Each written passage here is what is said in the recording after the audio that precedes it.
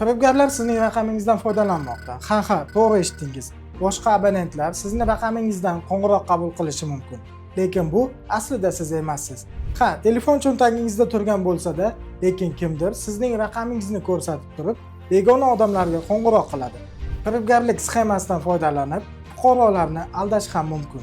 Keyin aldangan odamlar sizga qayta qo'ng'iroq qilishlari, "Qani pulim? Nega aldadingiz?" degan savollarni berishi mumkin. Siz esa "Men hech kimga telefon qilmaganman" deb hayron qolasiz. Bu septelefoniya. Oddiy qilib aytganda, internet orqali qo'ng'iroqlarni amalga oshirish tizimi bo'lib, raqam sizniki, lekin ovoz firibgarlarniki. To'g'ri, nega mening raqamim deyishingiz mumkin. Firibgarlar xohlasa kompaniyalar raqamlaridan yoki aynan sizning raqamingizni niqob sifatida foydalanish mumkin.